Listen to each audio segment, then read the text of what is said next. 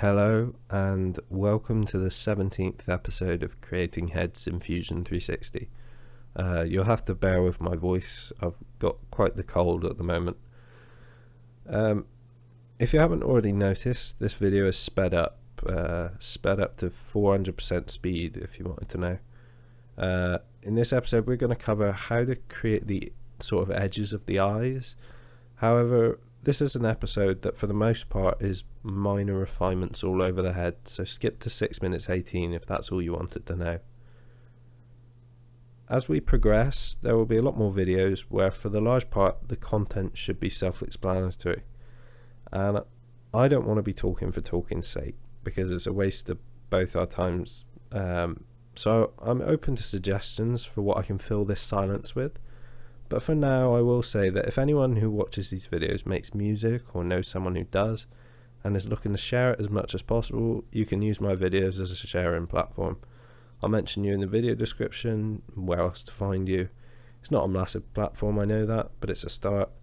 But it'll just, be filler, because I despise having silence in my videos. That's why I usually write a script throughout, but I feel like it will just become very unnecessary as we progress with these episodes.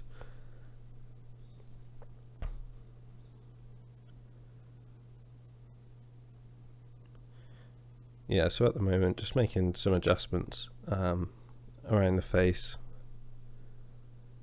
These are the sort of this is the sort of commentary that I feel is perhaps unnecessary right now, because a lot of this stuff we've already covered. I want to cover the full eye socket, and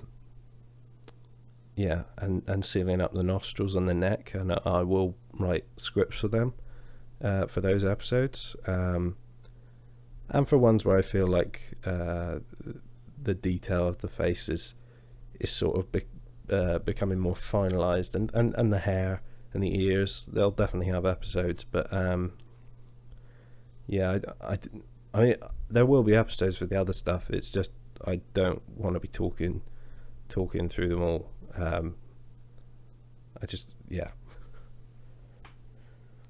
So shrinking down the eye sockets, at the moment we're not making the shape of the eye. This is more to do with the sort of depth of the eye socket. It's actually something that I found really difficult in the beginning, because my early models I went way too deep with the eye socket, and it sort of looked right when I was doing it on CAD, but as soon as I 3D printed the models, they looked far too fierce in their expressions, and then I went the complete opposite way too shallow, and it looked like some horror character I'd made on Skyrim or something. So getting that right, it takes time. I mean, the eye sockets are still way off, and they'll be way off for episodes to come, because it's just something that I don't really come back to for a while. But yeah, this is all at 400% speed, so if you want to see it done in real time, just switch YouTube down to 0.25, or is it 25% speed, whatever the metric is.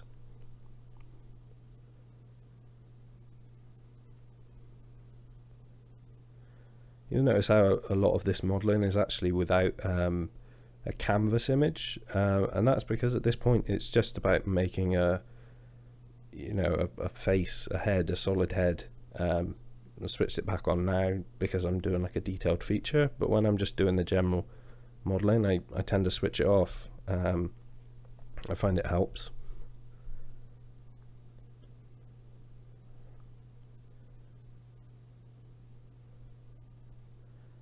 And you'll find that, I mean, you might be modelling from the same canvas images as me, because as I've stated in earlier episodes, they are available on my site, joyous3d.com. So if you wanted to follow step by step, the images are on there in the project section. But if you were doing it with somebody that you knew, you'll find at this stage there are sort of elements to your model that might remind you of of the person you're trying to model. Like there are parts of this model that are more accurate than others, and I know that are going to take more editing. Like the less accurate ones are going to take a lot longer. So the chin is all right for him at the moment. It could probably pop out slightly more, but that's one of the features that looks pretty accurate. But actually the jawline looks way off. And I find if you model with canvas images too much without actually seeing the person, you tend to forget actually what they look like. They start to look like your model in your head.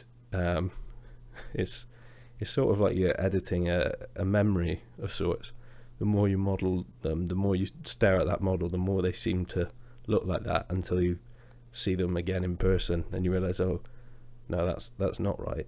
I mean, I'd recommend if you could go to like a live model painting session and ask to do CAD with them. That would be a cool thing to do. Maybe I'll give that a go.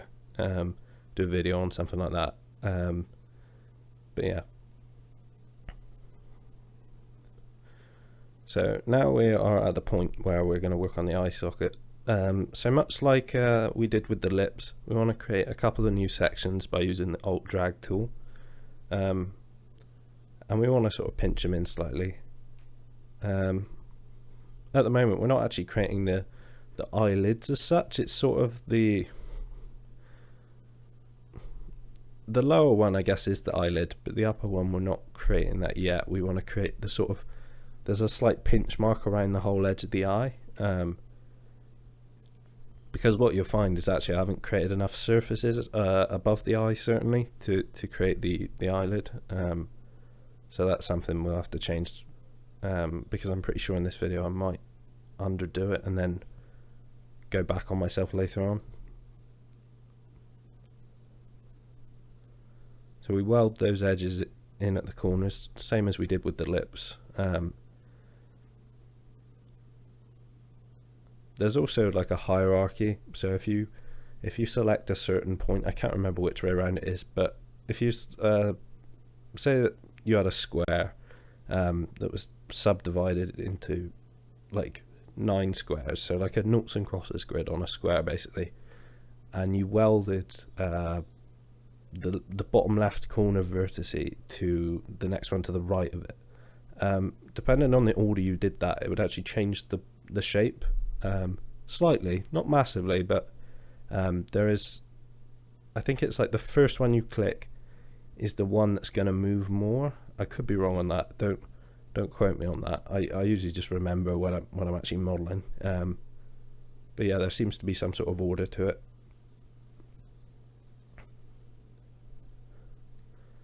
So that's the sort of bottom eyelid section, looking pretty good. Not perfect, but I'm pretty chuffed with that. Again, apologies for my voice. I know it's it might be a little bit more difficult to understand than usual. So that's that bottom eyelid section done for now, and then just back to some general modelling. But yeah, you will find with a lot of the videos to come that there's going to be a lot more just general modelling, and I just want you to be prepared for that. So I want to make it as interesting as possible. Yeah, see, that's how we create a bigger eyelid. We need another section again at least.